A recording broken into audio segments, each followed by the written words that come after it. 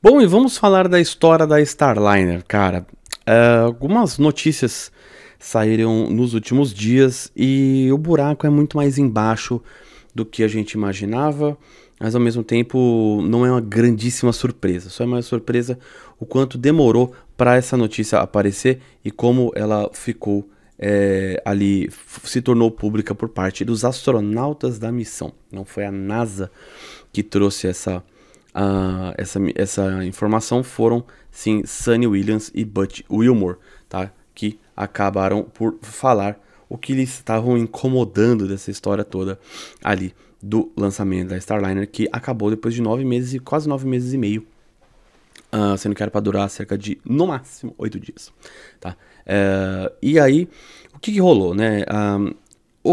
Quem falou mais foi o Butch, e isso foi não foi nessa conferência que vocês estão vendo, tá? Isso foi uma conferência de imprensa que a NASA fez, mas foi numa entrevista ali, em particular, entre aspas, né? Mas uma entrevista de poucos minutinhos com o Eric Berger do Ars Technica, tá bom? O Eric Berger já é um cara muito conhecido, um repórter na área espacial muito bom mesmo, e que tem conseguido trazer informações muito importantes a respeito do que tem acontecido nas missões mais recentes e principalmente na história da Starliner, e muita coisa não teria vindo a público se não fosse ele fazer o papel de um jornalista, que é assim que o jornalista faz, tem notícia, publique-se, tá bom?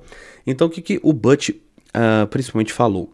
Ele contou a respeito de como foi a aproximação da Starliner para a Estação Espacial Internacional, que é uma hora realmente muito tensa, independente de qual seja a missão, porque eles estão com um controle ali, mas qualquer erro grave, qualquer erro um pouco maior pode causar um acidente e morrer gente, e sem contar o prejuízo de 100 bilhões de dólares da estação espacial, caso alguma coisa maior aconteça, todo mundo tem que abandonar. Ele falou que durante a chegada eles começaram a ter as perdas nos motores, a gente já sabe, mas a gente olhou a perspectiva um pouco mais dele, que era o comandante da missão, dizendo que ele perdeu o motor e eles começam a perder o que eles chamam 6 graus de liberdade, tá bom? Então, basicamente é o seguinte, você tem aqui, vamos pensar que esse controle que é uma nave espacial, você tem 3 controles ali de deslocamento, que é para frente e para trás, né, para cima e para baixo, de um lado para o outro, tá bom? Basicamente isso, e você tem 3 graus ali de rolagem, arfagem e mais uma coisa que eu sempre esqueço, o terceiro, tá? Então é para girar para cá e girar para cá, tá? Esses são 6 graus de liberdade que você tem. Então, o Butch falou que eles perderam o motor e eles perderam o outro, foram perdendo até a hora que eles chegaram a ficar com 4 motores, com falha. O problema aí eu entro um pouco de linguagem técnica, para tentar traduzir da melhor maneira possível. Ele falou que o maior problema ali não era perder motores em si, era perder motores de forma não ortogonal. O que é não ortogonal? Tem motores na Starliner e na Dragon, assim também, em cima, embaixo, de um lado e do outro, né, dos dois lados, para você poder fazer isso aqui na boa. O problema é que eles começaram a perder motores aqui e aqui, por exemplo, ou seja, um do lado do outro ali, né, e não opostos. E aí você, em tese, não conseguiria fazer as movimentações da forma correta, tá? E isso chega a um ponto, se você perder uma série de motores, você simplesmente não consegue mais controlar a espaçonave, porque se você puxar para um lado, ela vai virar para o outro lado, porque sempre tem um sistema de compensação. Quando você está se movimentando para frente, para trás, a espaçonave, uma hora você vai falar assim, ela está parada, né? Ela, na verdade, ela não está parada, ela está dá um soquinho para cá, dá um soquinho para lá, um soquinho para cá, eu vou fazer mais amplificado para ficar mais perto. Ela vai ficar toda hora corrigindo para frente e para trás, para um lado para o outro, e também na rolagem. E quando você faz uma movimentação, por exemplo, para frente, nenhum foguete, ele vai ter, nenhum foguete, desculpa, nenhum motor, ele vai ter uma precisão tão grande de fazer um movimento em apenas um eixo. Sempre você vai ter um empuxo residual que vai, por exemplo, puxar para frente e vai fazer com que ele gire um pouquinho. E aí para isso que servem os outros motores, para você compensar essa movimentação toda e evitar que a espaçoave, por exemplo, quando vier para frente, ela faça isso aqui e perca o controle, tá bom?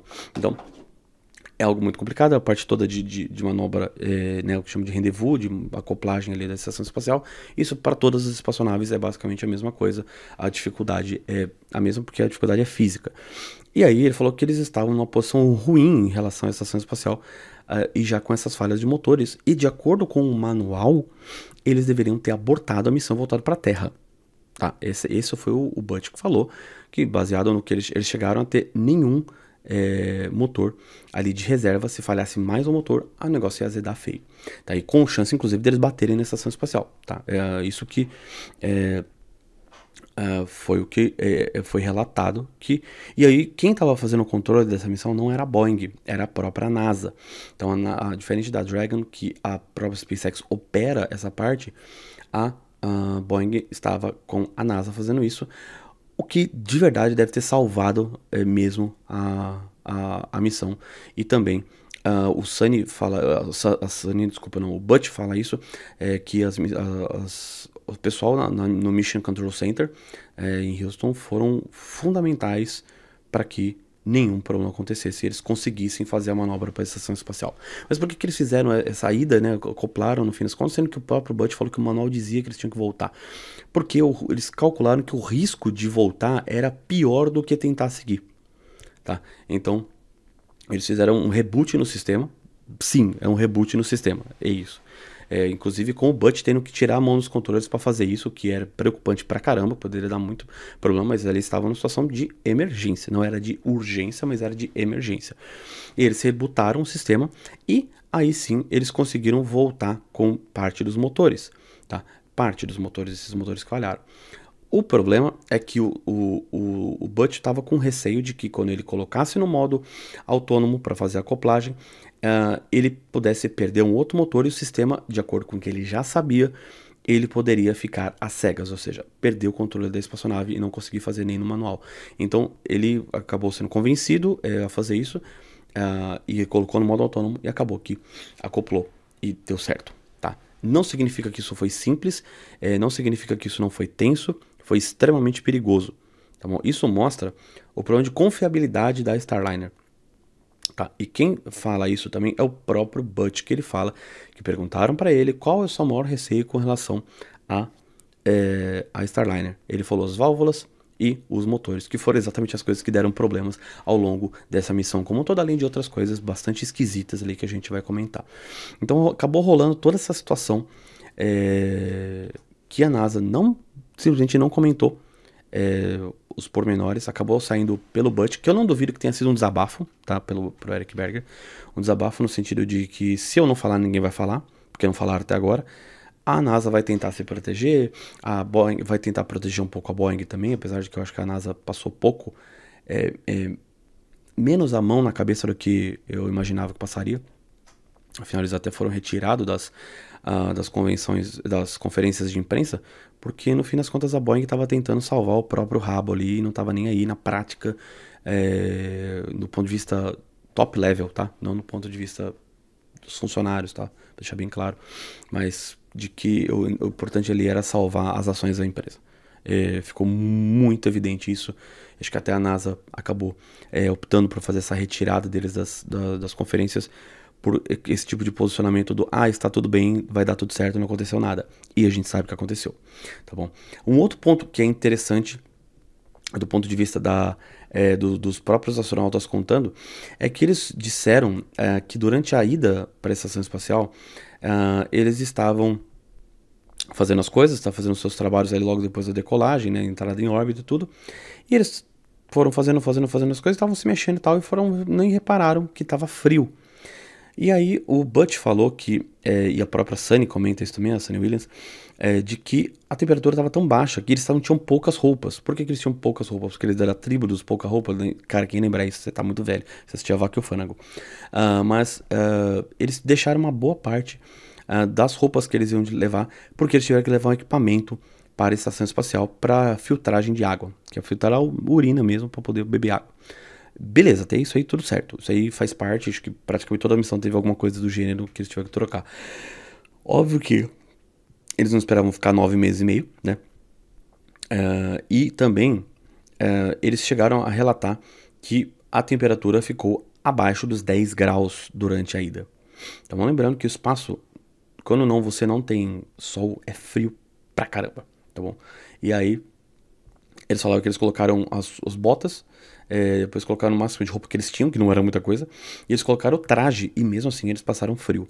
Aí você fala assim, mas até aí, mas foi só porque eles estavam com pouca roupa. Não, o controle ambiental, né, o sistema de suporte à vida da Starliner, parece que não está muito adequado. Isso não é uma coisa ultra difícil de resolver, mas é uma lista, esse é o problema, é uma lista de coisas. Então os caras não conseguiram dormir direito, tá? Eles falaram que eles dormiram praticamente nada nessa ida para a estação espacial, e aí depois eles passaram essa situação de emergência. Ou seja, quando você é privado de sono, você entra numa situação de emergência, a probabilidade de você causar um erro humano é aumentada, é muito grande.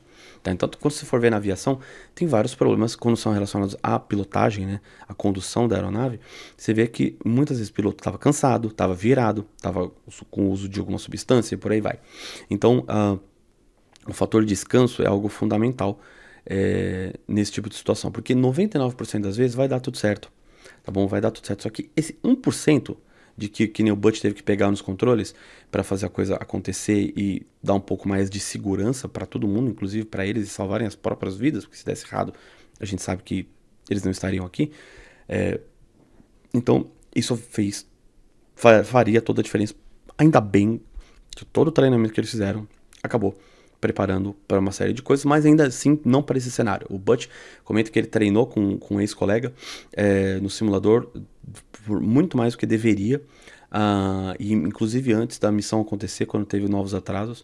E esse cenário que eles pegaram dos motores estarem funcionando de forma não ortogonal não foi testado. Então foi um risco gigantesco que eles correram, que poderia ter sido evitado. A missão não estava pronta para acontecer, a Starliner não estava pronta para acontecer.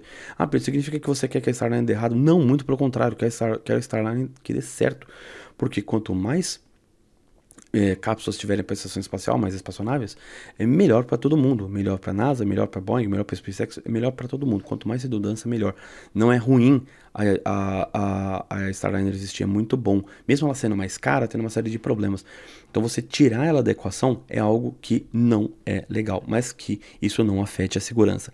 A NASA já tomou atitudes precipitadas e erradas com relação a lançamentos espaciais que custaram vidas, como o caso da Challenger, onde foi uma pressão política gigantesca e a NASA forçou a empresa da época, a Orbital ATK, que hoje é Northrop Grumman, a assinar a liberação do lançamento, e foram justamente os boosters que ela fabricava que deram problema. Com isso foi contra a recomendação da própria Orbital, tá bom? E muita gente fala assim, mas é que a empresa malvadona, não tá nem aí. Cara, existe isso no mundo real, existe, mas nesse caso, por exemplo, da Challenger, não foi esse. A empresa foi contra a NASA, que pressionou. E 7 astronautas morreram. Um dos piores desastres aéreos da história, se não o pior, do ponto de vista de publicidade, né?